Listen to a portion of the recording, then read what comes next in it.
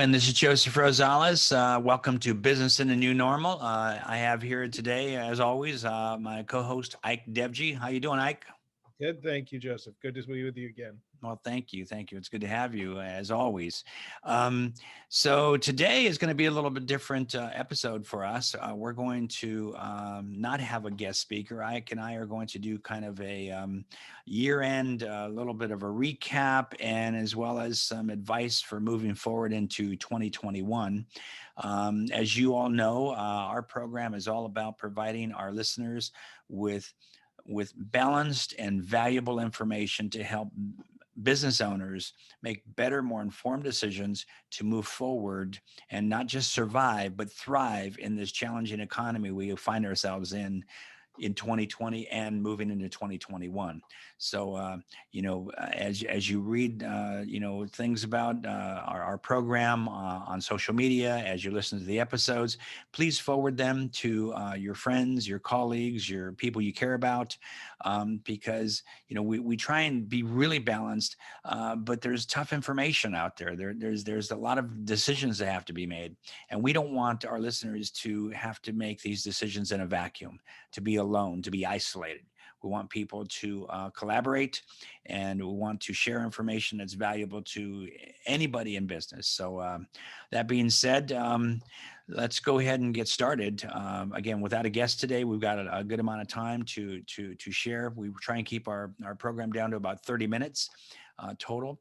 And I'd like to just start out with Ike. So what's going on in your world today? I know we're going to talk about planning and things like that today, but how's things going? It's going well. I think we're like many other businesses and their clients. We're winding the year down and getting some final questions answered, and looking ahead to what we're going to do next year, and coming up with plans for that, and helping others put their plans in place or put the tools um, in place to achieve those goals, right? And Yeah. so we're Yeah. working on a variety of different issues for clients and for ourselves, Yeah. and looking forward to a few more days of the holiday season here Yeah. before we all are back in the mix of it. How Yeah. about Oh my gosh, it's I was reflecting as I was preparing, for this episode. It has been such a crazy year.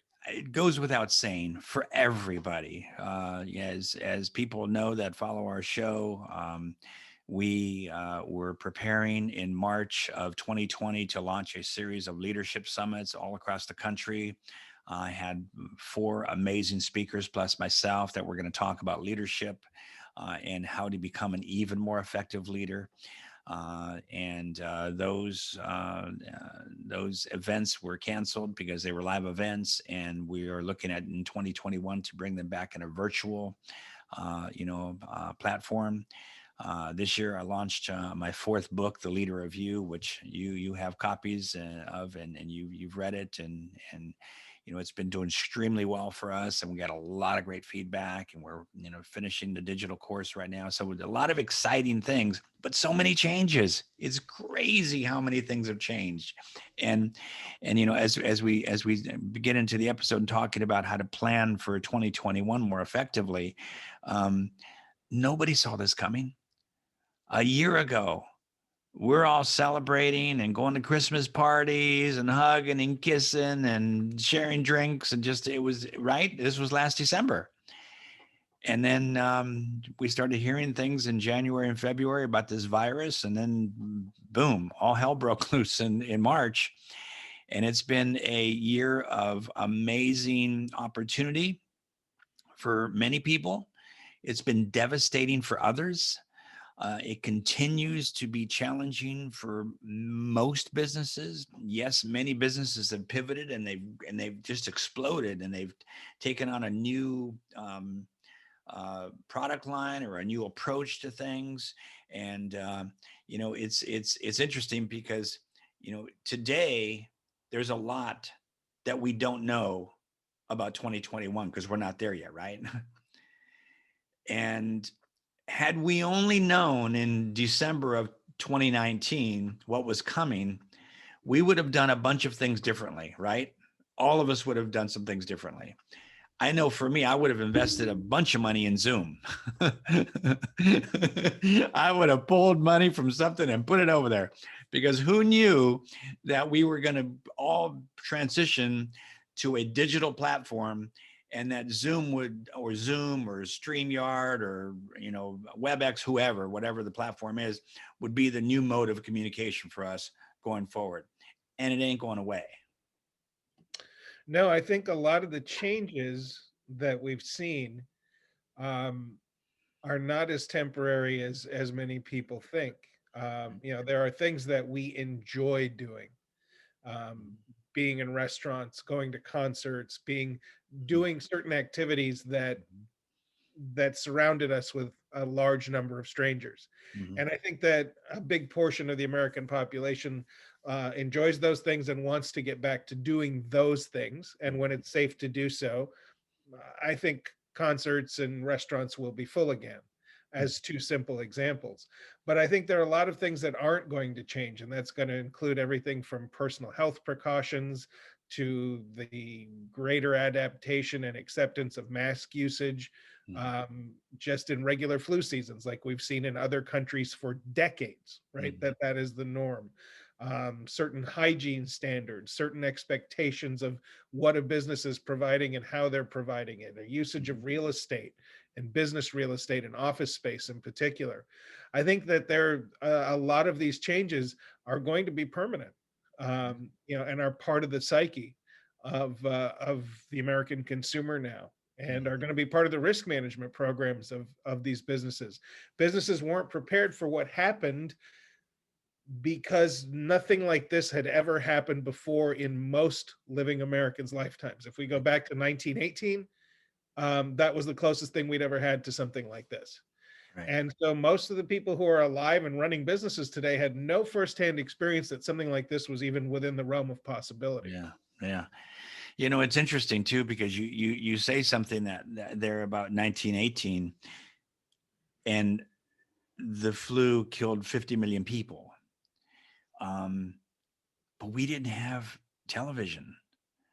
We barely had radio. We didn't have social media because we didn't have computers. Nobody had a smartphone. There was no such thing, no such platform for this communication to permeate our lives in every single moment. So we were isolated back then to some degree. And maybe if you could use the word ignorance is bliss, you wouldn't hear for days or weeks about what happened 10 minutes ago, right? So the ability for us to communicate is amazing and wonderful, but it also has created some other challenges with fake news, with division, the politicalization of the virus, of mask, of the vaccine is crazy distracting to people. I mean, think about the divisiveness that we now have going on and all the conspiracy theories. I mean, you want to see a conspiracy theory? Just turn on your phone, Yeah. read the news, and you'll hear about these things. It's crazy. Yeah, and there was an excuse for it, as you said, back in 1918, where we had a significantly lower level of education Hmm. as a nation. Hmm. We had a significantly lower literacy rate. We didn't have news. We didn't have the same public health authorities. We didn't have the same news and information and educational networks. So there were reasons that there was, in fact, even back in 1918, an anti-mask movement, uh, Really? believe it or not. And those Huh. people were largely blamed for the continuing the spread of the flu and were publicly vilified. Hmm. So there's actually a lot of stuff out there about this. Hmm. And it's interesting to see that we didn't have an excuse then, or we had an excuse then that we don't have now. Hmm. And you're right. I think that the amount of disinformation that the public, including our business owners, have to sort through Hmm. has certainly hindered us as a country Sure. in Yeah. handling this Yeah. as well as we could have. Um, in many areas. It creates another level of mental fatigue. People are fatigued now. They're tired of the virus. They're tired of masking. They're tired of social distancing. They're tired of what it's done to the economy. They're tired, tired, tired. So they want to go back. Most people want to go back to what used to be. And our message here is many things will go back to what they were, or some version of, and some things won't.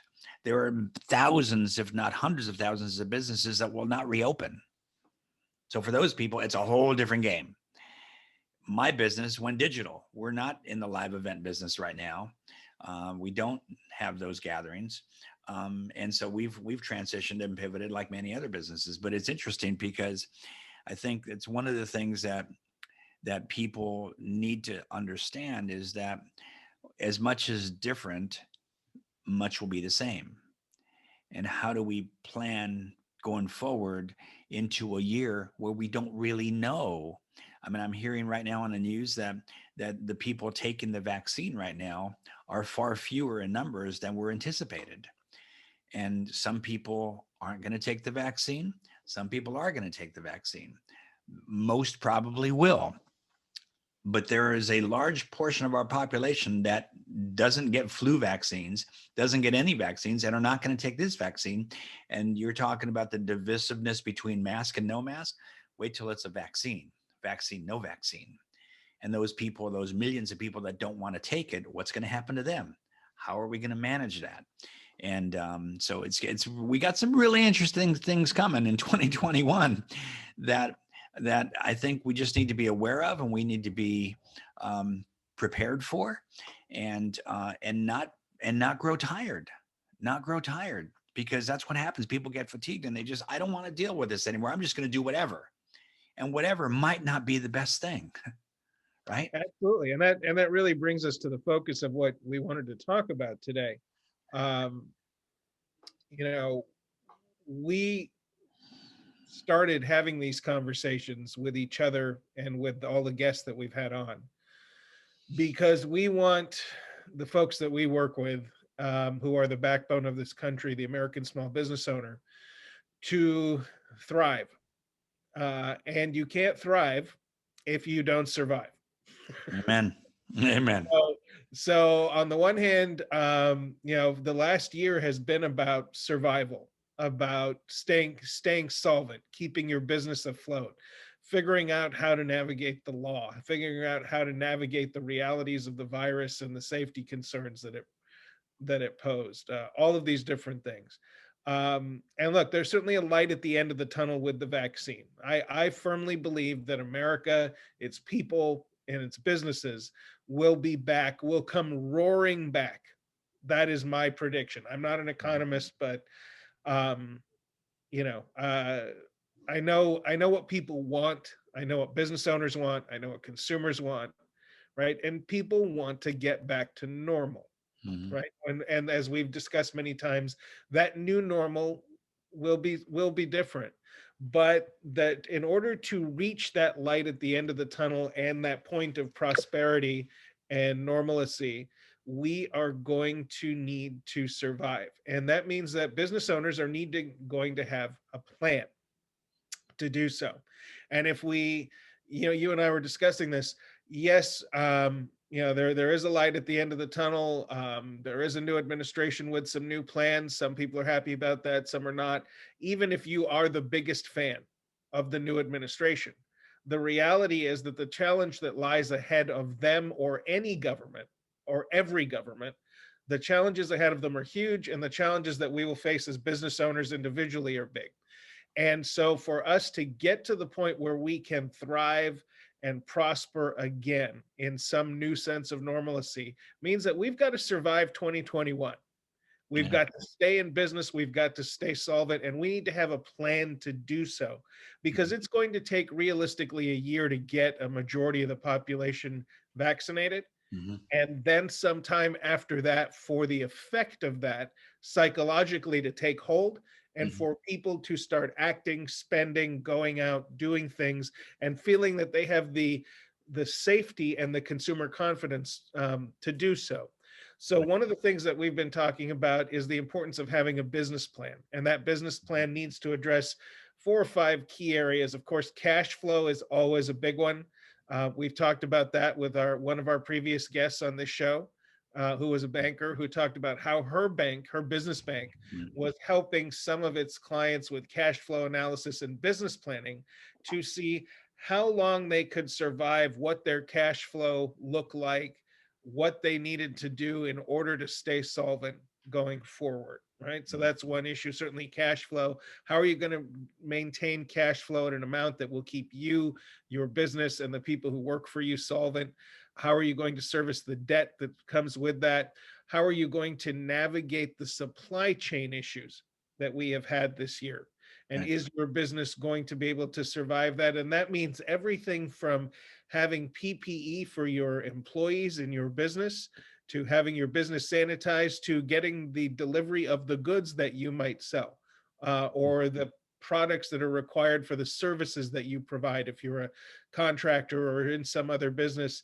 One of the big problems I'm hearing from some of my contractor clients is that they can't get materials, equipment, fixtures, Mhm. some of the things that people want to do their projects right now. Of course, the labor issue is going to be an ongoing issue. Are you going to have enough staff, or are you going to be able to pay enough staff? And of course, how does safety and the vaccine being distributed to the public, including your own employees, fit into your business plan? And what are you going to do about that? Are you going to require your employees to be vaccinated or not? So all of those need to be part of the business plan that will allow you to survive the next year and get to that point of prosperity in 2021. Now, Yeah. that was one of the things on my list as a business plan. And I know that you, from your side, on the leadership side, had a parallel to that. What was your, can you give me some of the details of some of your plan Yeah. issues that you had Yeah. now? Yeah. As we talked about in our warm up, I had a client last year that was really struggling with his people, um, engaging the process of setting goals, managers and employees, and he has about 200 employees. And it was interesting because the reason that sometimes people don't plan is because in the past it hasn't worked. I had a plan. How many people listening today have set a goal, set a plan, set a New Year's resolution? Those are prevalent right now because I want to eat more, drink less, exercise more, whatever people say, and then they say that resolution much like they set a goal, and then they don't set the activities in place and discipline themselves to do the activities to achieve that resolution or that goal that they had set. And we've all done it. We've all done it. I bet if I asked today how many people set New Year's resolutions anymore, most people don't do them anymore because they don't work, because they lack a backbone of a plan to accomplish it. So, we most of have heard this before that are in business. The plan has to be very specific. Whatever the goal is, whatever the plan is to accomplish that goal, um, it needs to be specific. What do you exactly want? Say you want to make more money this year. You need to sit down with yourself and say exactly how much money you want to make. Maybe you break it down per quarter. That's part of the planning, but you have to be very specific about what your goal is. It has to be measurable. You can't just say, I want to make more money. You have to say, I want to make 250 or 500,000 or whatever the number is, or a million, whatever the number is. It has to be time oriented. By when do I want to do this? Um, and it has to be action driven. Once you set those four pieces, you then have to look at the fifth piece, and that means you have to be willing to adjust. Which means you can't wait till the end of the game. You can't wait till this time next year when we're moving into 2022 to make changes. You have to look at this monthly. You have to look at this quarterly and see where you are in the plan and make sure your activities are matching your objectives. If your objectives and your activities match, you're probably going to come close to achieving the plan, the goal, right? And if you don't do that, it's just going to be an exercise in futility. You'll spend an hour or two setting up this plan and you won't do it. And it's that's simple. And oh, by the way, and then we're going to get distracted with all the things that are going to happen in 21, whatever they are. And I think that's what caught people off guard. People in 2020 sort of put everything on pause for a while. Some people didn't. Some people moved forward with a new plan. Other people waited for the old plan to start working again. And those people are struggling right now. I see it all the time. I hear it from clients now that we didn't change fast, we didn't evolve fast enough. We didn't see this coming. I know some people that back in February, when they first heard about this, they started setting up their business to be remote. They're the ones that were already fully remote by March, April, and they were raking in the opportunities. Other people waited till August or September to start going remote. Does that make sense?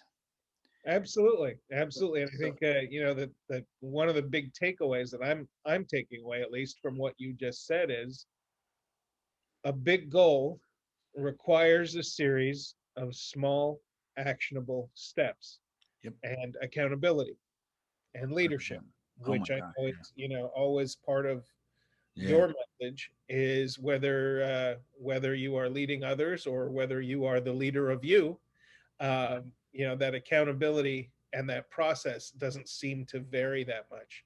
So Right. that's great. That's great. So, that is, how do we achieve a big goal in an actionable way? It's one small step at a time.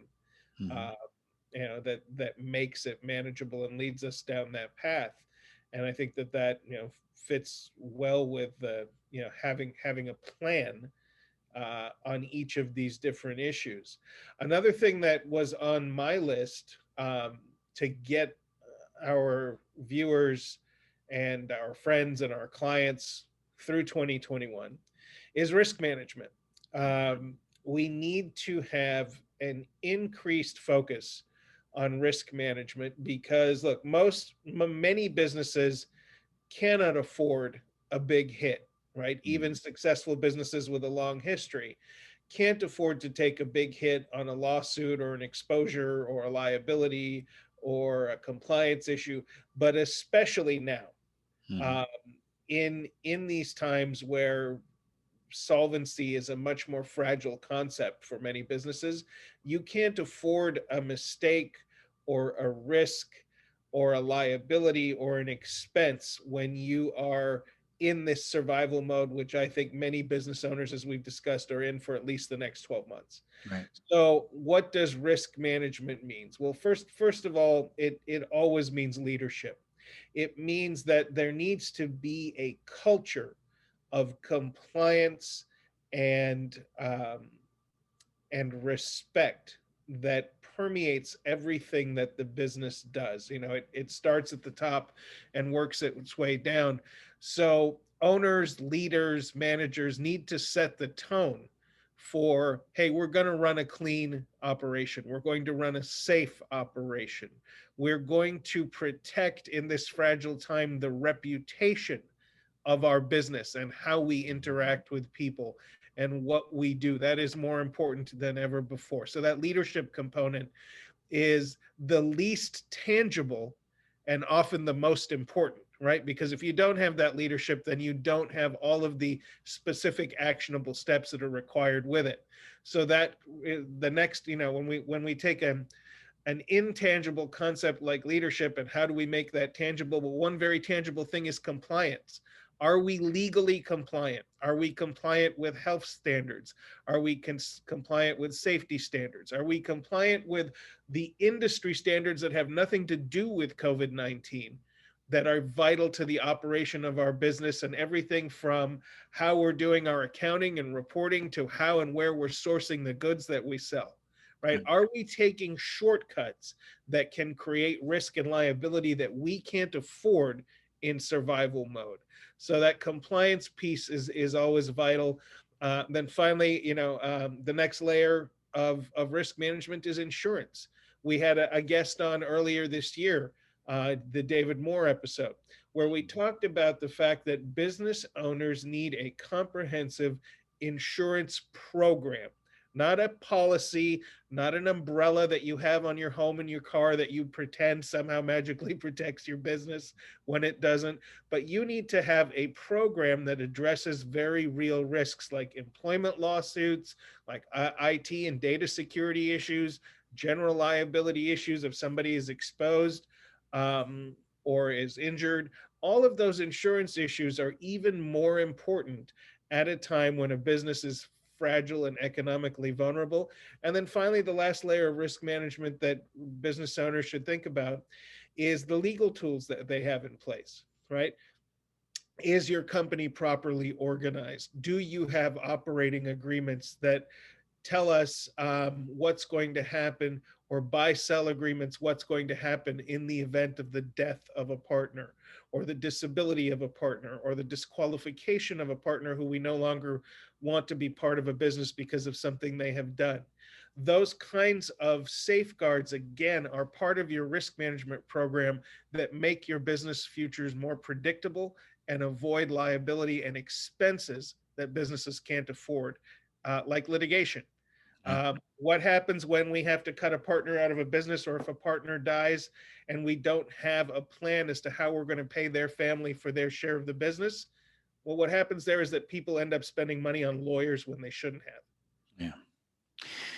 Yeah. It's interesting because this is your space. Your business, and you've been doing this for a long time, is helping high net worth individuals and businesses to protect their assets, to protect their wealth, to protect what they've built.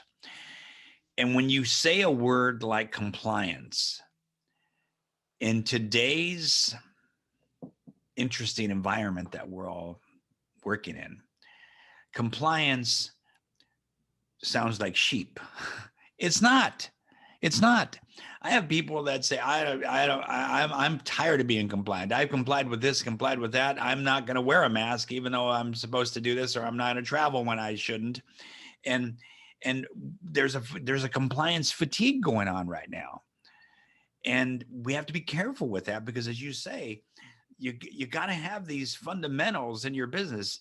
You got to have a plan, and that plan has to include risk management. What are the risks that can happen? And we don't sell insurance, you and I. That's not what our space is, but we have insurance because we know it's important. I'm not going to drive my car one block if I don't have insurance on my car. I'm not going to do anything if I don't have the proper insurance, not because I'm afraid, but because I know what happens when it's going to be fine. I know what happens when people say that, because there's so many people out there that probably don't have a good risk management program.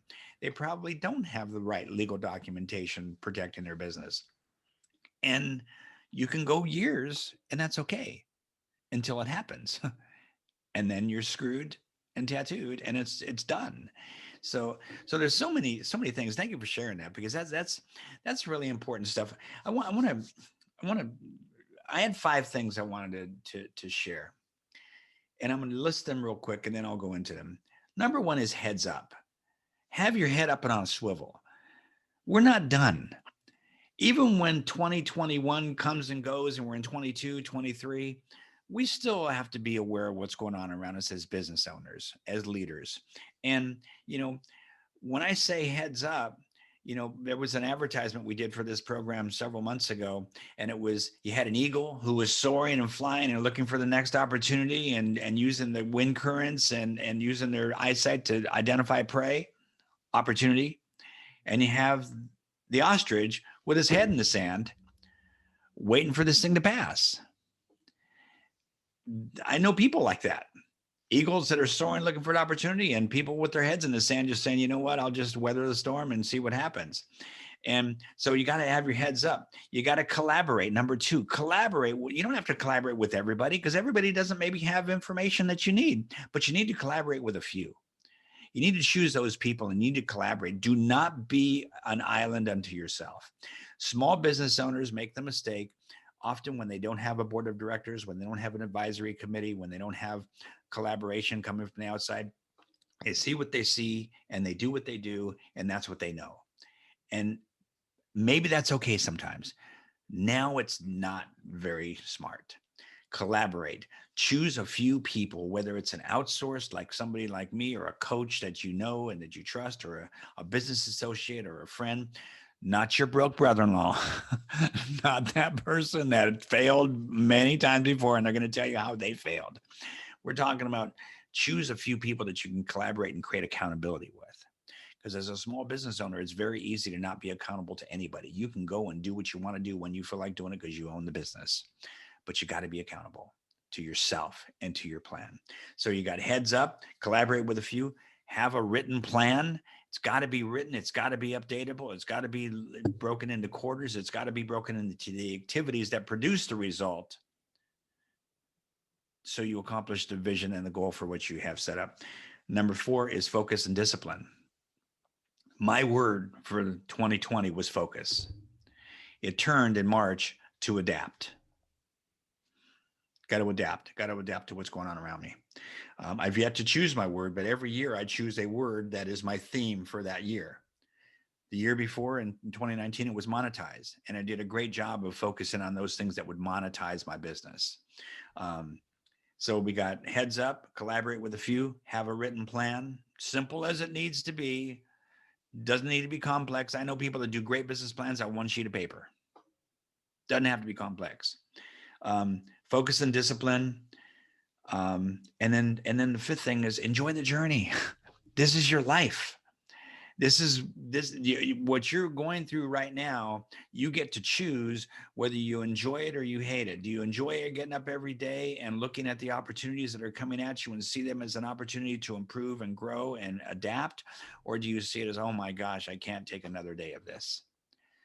Your perspective, as I talk about in the book, The Leader of You, your perspective and your perceptions of what's going on around you drive your mindset. And your mindset controls almost everything in your life, how you feel about things, how you react to things, how you approach things.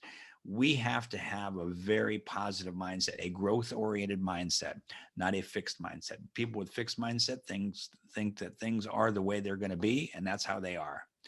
Growth mindset is, hey, it's great, it's challenging, but I'm getting better at this all the time, and I'm going to continue to grow my business, my people, my life. That makes sense? Absolutely.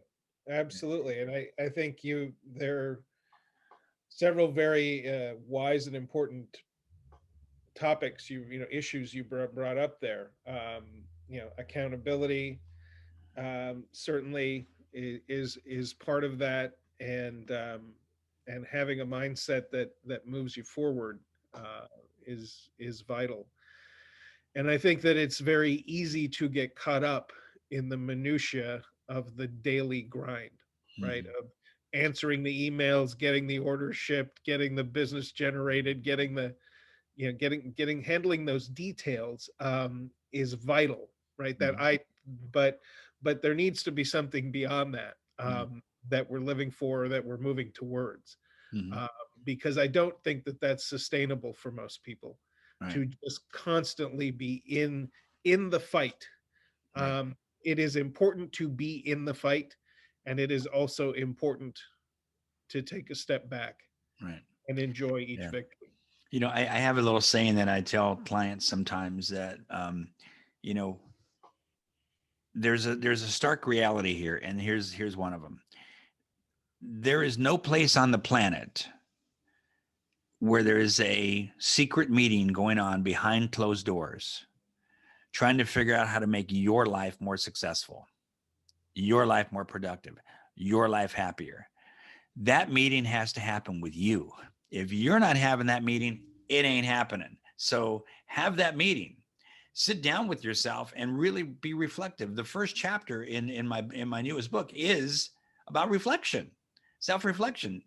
Sit down and think about what's going on in my life. Am I happy? Am I not happy? Am I successful? Not successful? Where could I be better? Where do I need to spend more time on myself? Be honest with yourself and look at you first. The leader of you is what drives all of it.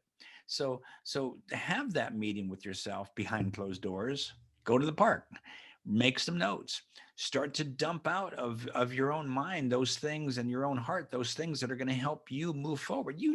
Most of us know, I have an idea of where we'd like to be happier or where we'd like to be more successful.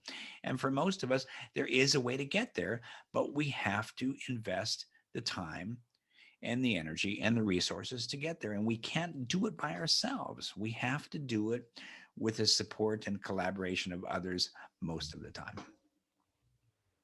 Absolutely. So, Ike, we're coming up on our time here. Actually, a couple minutes over, but that's fine. Anything else you want to share with our listeners today? Because this is a really important segment, I think, episode for us to not just reflect on what's been going on, but to help people create that path, that plan to move forward into a even more successful 2021 than most of us have had in 2020. Well, we've covered at a high level some of the big ideas today that we've agreed on and have separately identified for ourselves and for the folks that we work for or work with, right? I mean, you and I are both in businesses where we serve others in some capacity. Right. That is our business. What I say to my clients is that um, your success is my business, right? I've That's heard that that. is that is the business that I'm in. Yeah. So, um, we've covered some of the specifics this year with the series of guests that we've had on, and some of the guests that we've had on have spoken directly to some of the issues that we've talked about today. In Mhm. big terms, they've brought the micro detail in, Mhm. whether it was talking to an insurance expert or having somebody who we talk to about keeping your business safe and sterile, for your safety, your client's safety, and to create consumer confidence. So all of those details are things that we've covered and that we're going to continue to cover with every guest moving forward Yeah. uh, in 2021. So I think that it's important that we keep the big picture in mind, as you said, and then examine the specific steps that we need to take to make it through the next year Right. to the point where we are in that new normal and can focus on success and growth and thriving and not just surviving. Right. Well said. Thank you for bringing that to a point where I think we can grab onto it, because we need to grab onto those things that are important to us, and the big picture is to be more successful, to be happier, to be healthier, to thrive in a very challenging and very dynamic environment that we're all living in, and we're all living on the same planet.